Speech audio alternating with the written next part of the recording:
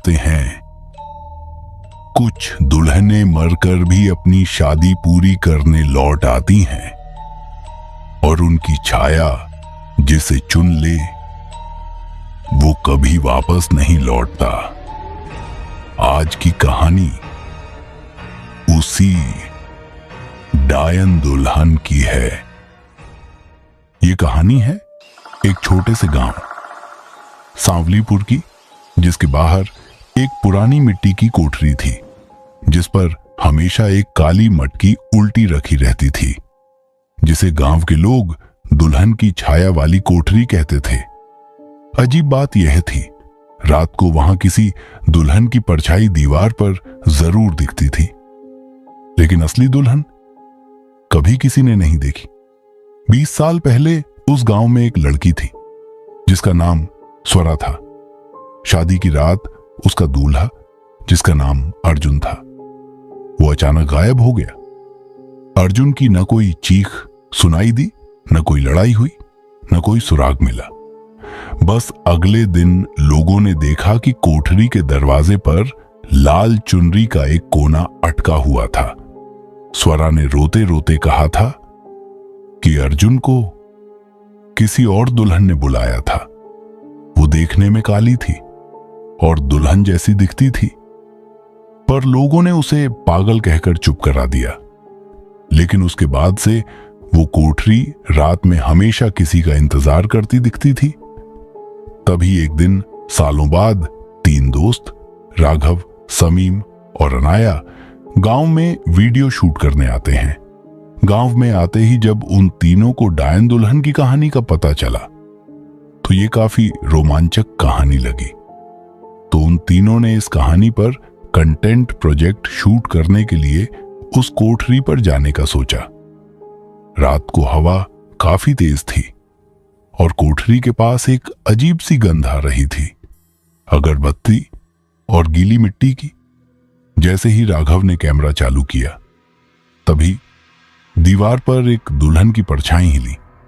परछाई का घूंघट लंबा था, उंगलियां असामान्य रूप से पतली अंश थी और चूड़ियों की खनक बिल्कुल पास से आ रही थी, जैसे कोई बस उनकी पीठ के पीछे खड़ा हो। अनाया ने कांपती आवाज में पूछा, ये छाया किसकी है? यहां तो कोई नहीं खड़ा। जैसे ही समीम ने टॉर्च जलाई तो टॉर्च का प्रकाश छाया पर पड़ते ही वो गायब हो गई। उन्होंने कोठरी का दरवाजा हल्का सा धकेला।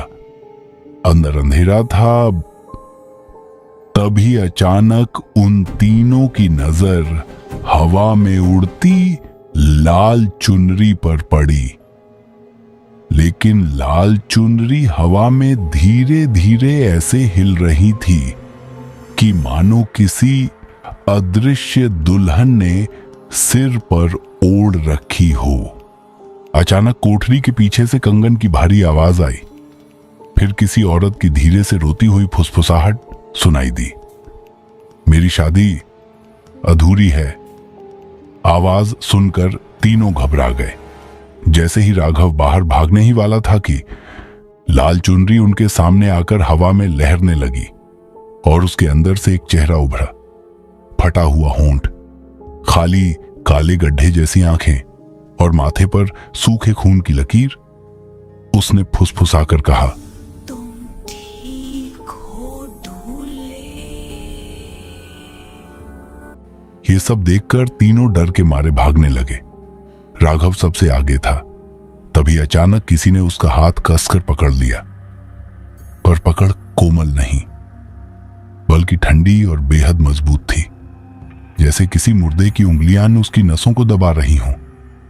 जब राघव पीछे मुड़ा तो उसके पीछे स्वरा खड़ी थी, अर्जुन की असली दुल्हन, और उसकी आंखें लाल थीं और चेहरे पर ऐसा दर्द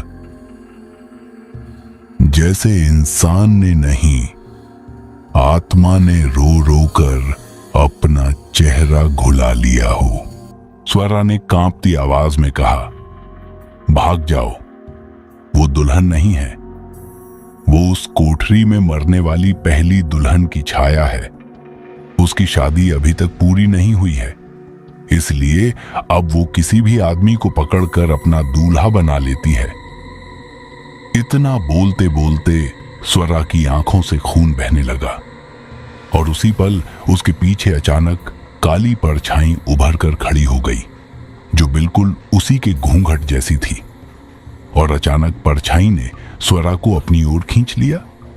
ये सब देखकर राघव और अनाया की चीखें निकल गईं और वो उस डायन दुल्हन की कोठरी के अंधेरे में गुम हो गए।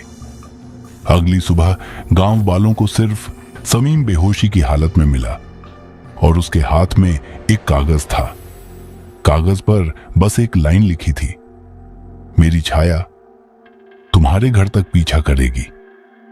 उस दिन से समीम को हर रात अपने कमरे की दीवार पर एक दुल्हन की परछाई जरूर दिखती है, धीरे धीरे उसकी तरफ बढ़ती हुई।